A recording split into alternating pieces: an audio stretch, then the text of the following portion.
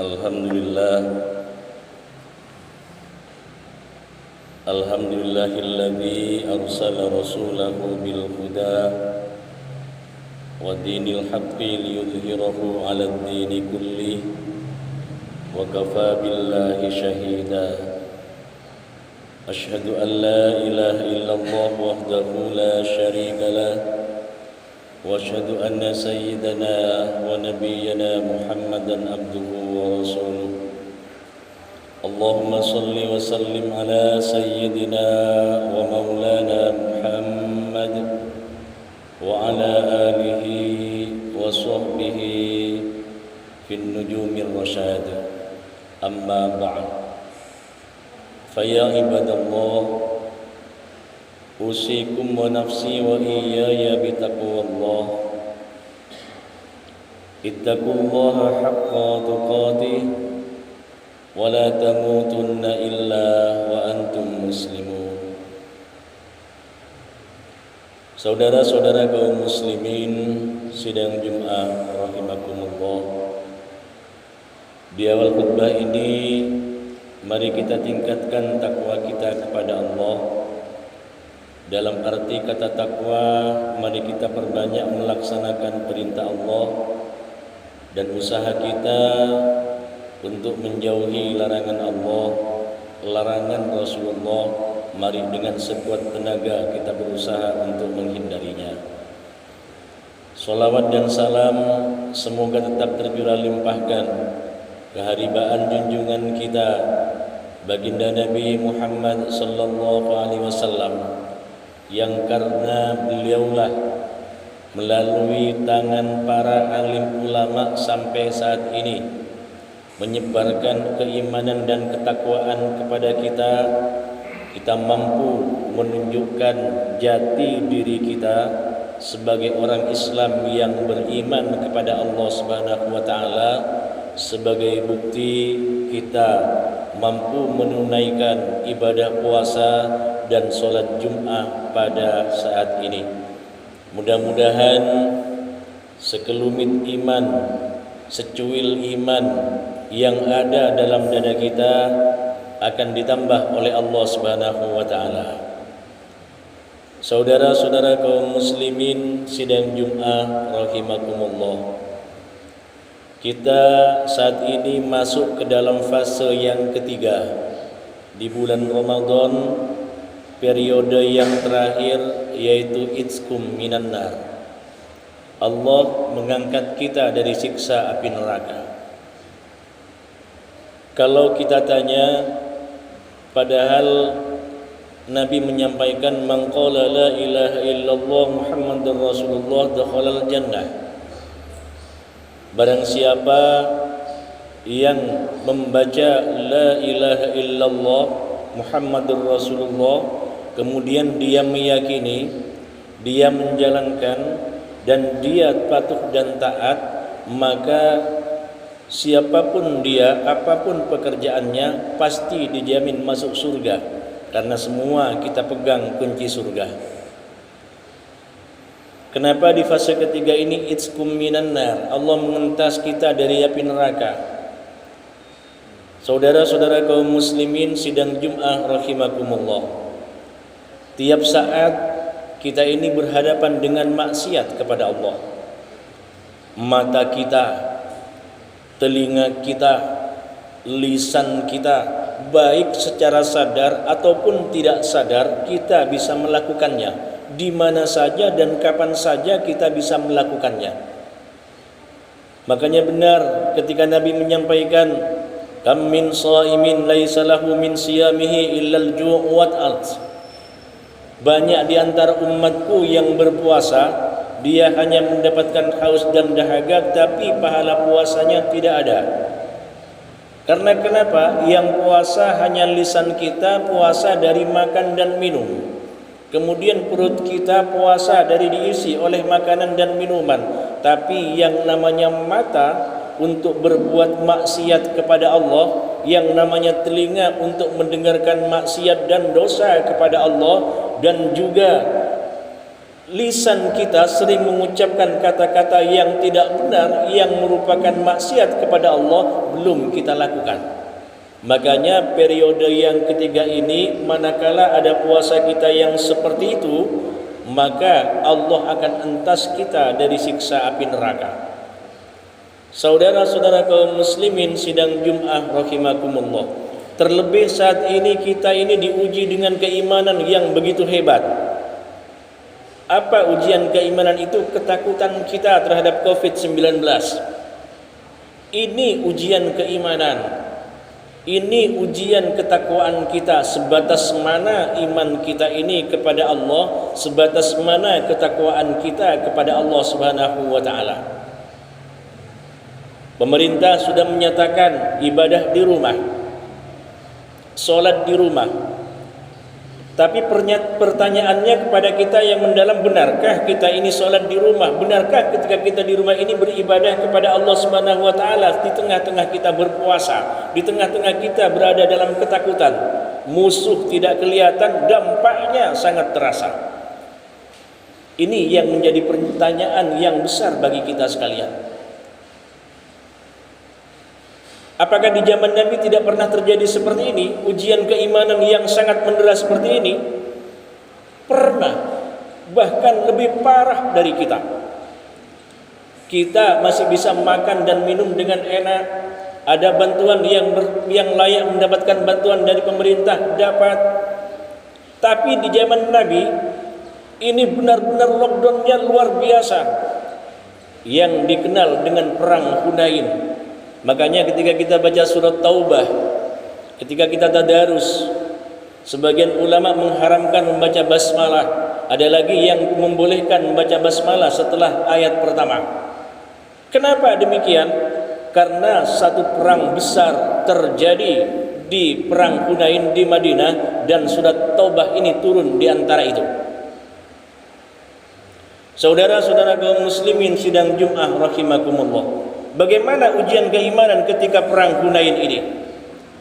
Kenapa kita boleh membaca basmalah? Karena di basmalah ini ada dua sifat Allah, Ar-Rahman dan Ar-Rahim. Bagi orang-orang yang beriman di zaman Nabi, begitu dia marah tapi melafalkan Bismillahirrahmanirrahim, ada Ar-Rahman Ar-Rahim, luluh hatinya, lemah langsung mentalnya. Karena kenapa? Allah menjadi tumpuan segalanya. Di zaman Nabi perang Hunain tidak ada dering senjata, tidak ada deringnya adu pedang, tidak ada. Tidak ada yang namanya adu tombak kemudian angkat perisai, tidak ada. Tidak ada luncuran anak panah, tidak ada. Tapi perang Hunain ini, orang-orang kafir Quraisy saat itu yang ada semuanya memblokir Madinah dari segala arah. Sehingga berbulan-bulan lamanya umat Islam ini kesulitan, benar-benar kesulitan dari segala bidang. Makanan sudah mulai tidak ada, minuman, air semakin menipis. Disiksa betul imannya ini. Apa kata Nabi? Nabi diminta berdoa oleh orang-orang munafik, orang yang mengatakan dirinya ini Islam, orang yang mengatakan dirinya ini imannya benar-benar karena Allah, datang kepada Rasulullah. Ya Rasulullah, engkau ini utusan Allah, engkau ini kekasih Allah, dan engkau ini sangat didengar oleh Allah. Kenapa engkau membiarkan umat Islam yang ada di Madinah ini, umatmu ya Rasulullah, seperti ini? Banyak yang kekurangan makan, bahkan banyak yang tidak makan berhari-hari, hanya bekal minum saja. Kemudian sekarang persediaan air semakin menipis ya Rasulullah, apa yang engkau lakukan? Nabi diam saja. Karena kenapa? Nabi ini ingat ujian Allah, wala nabluwannakum bisyai'in minal khawfi wal ju'i wa naqsim minal amwal wal anfusi wath thamarat wa basyiris sabirin. Ingat ayat ini. Ujian Allah bagi orang-orang yang beriman, yang telah mengatakan dirinya beriman, dia akan diuji. Dengan apa dia diuji? Dengan kekurangan. Dengan apa dia diuji? Dengan sedikit ketakutan.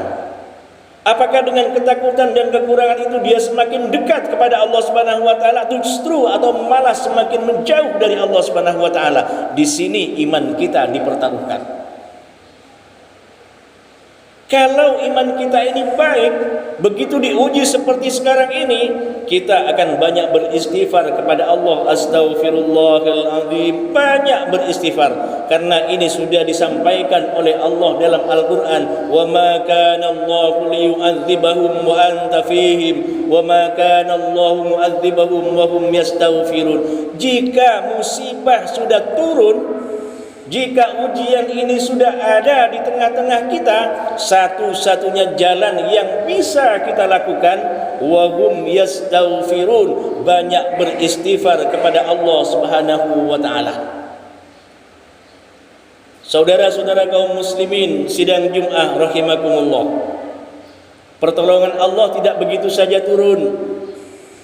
Begitu kita beristighfar, begitu kita berdoa, minta kepada Allah, munajat kepada Allah di malam hari, tidak ada orang yang bangun, kita bangun sendirian langsung datang pertolongan Allah. Tidak. Kita lihat sejarah, kita baca sejarah, bagaimana Nabiullah Ibrahim ketika mau dibakar dengan Raja Namrud, Allah tidak langsung menolong begitu saja. Begitu Nabi Ibrahim sudah diikat, kayu sudah dikumpulkan, kemudian sudah api menyala dan sudah mulai terbakar kayu itu, Allah baru menyampaikan bardau wa salaman ala Ibrahim, hai api, selamatkan Ibrahim dari jilatanmu. Baru Nabi Ibrahim selamat, bukan serta-merta sebelum langsung datang pertolongan Allah. Ini Nabi diuji oleh Allah Subhanahu wa taala. Kemudian Nabi Musa ketika dikejar oleh Fir'aun, luar biasa sudah dekat, Allah tidak langsung memberikan jalan keluar bagi Nabi Musa dan kaumnya yang ikut. Pada bingung kaumnya, bagaimana ini, Fir'aun sudah dekat. Begitu tentara Fir'aun sudah mulai kelihatan, jumlahnya ribuan, sementara pengikut Nabi Musa hanya tidak sampai 1000. Datang malaikat Jibril, ya Musa, hantamkan tongkatmu kepada laut itu, niscaya akan terbentang jalan sampai engkau ini terbebas dari kejaran Fir'aun. Sudah dekat, baru pertolongan Allah ini datang. Ini Nabi yang merupakan semua Nabi kekasih Allah, merupakan utusan Allah. Kemudian bagaimana dengan Nabi Yunus dalam perut ikan Nun? Berminggu-minggu dalam ikan Nun membaca la ilaha illa anta subhanaka inni kuntu minadh dhalimin. Berminggu-minggu tidak dikabulkan oleh Allah Subhanahu wa taala. Baru sampai beberapa bulan Allah kabulkan, dimuntahkan dari perut ikan Nun. Sudah berminggu-minggu baru dikabulkan doa Nabi Yunus ini. Lantas kalau kita bertanya, kalau kelasnya Nabi saja diuji seperti itu, bagaimana dengan kualitas keimanan kita? Apakah Allah langsung menolong? Tentu tidak akan jauh berbeda dengan apa yang diberikan kepada pendahulu-pendahulu kita. Saudara-saudara kaum muslimin sidang Jum'ah rahimakumullah, apa yang harus kita lakukan? Ibda binafsik. Mulai dari diri kita sendiri, dari keluarga kita, lingkungan kita. Apa? Banyak beristighfar kepada Allah, banyak membaca salawat pada Rasulullah. Hadirkan Rasulullah di tengah-tengah keluarga kita. Orang yang mau berhubungan dengan Rasulullah, pasti Rasulullah akan hadir di tengah-tengah kita. Tinggal kita mau apa tidak. Maka kalau kita lakukan itu, insya Allah Allah akan jauhkan kita dari segala bala. Allah akan jauhkan kita dari segala macam musibah, dan Allah akan memberi ketenangan dalam diri kita, keluarga kita, dan lingkungan kita. Saudara-saudara kaum muslimin sidang Jum'ah rahimakumullah, mudah-mudahan kita semua yang hadir di sini, keluarga kita, anak-anak kita dan lingkungan kita diselamatkan oleh Allah Subhanahu wa taala dari bahaya Covid-19 ini, dari fitnah-fitnah orang yang benci kepada orang Islam, dan dari orang-orang yang munafik yang bajunya dibungkus menjadi orang Islam yang sangat imannya luar biasa tapi hatinya sangat jelek dan tidak pernah tunduk dan taat kepada Rasulullah. Mudah-mudahan iman kita ditambah oleh Allah Subhanahu wa taala, takwa kita ditambah oleh Allah Subhanahu wa taala, rezeki kita dilancarkan oleh Allah Subhanahu wa taala dengan rezeki yang penuh dengan barakah, dan anak-anak kita mudah-mudahan dijadikan anak yang soleh solehah oleh Allah Subhanahu wa taala. Amin amin ya rabbal alamin. Barakallahu li wa lakum fil Qur'anil azim wa nafa'ani wa iyyakum bima fihi minal ayati wadh-dhikril hakim wa taqabbala minni wa minkum tilawatahu innahu huwal ghafurur rahim wa qur rabbi ighfir warham wa anta khairur rahimin.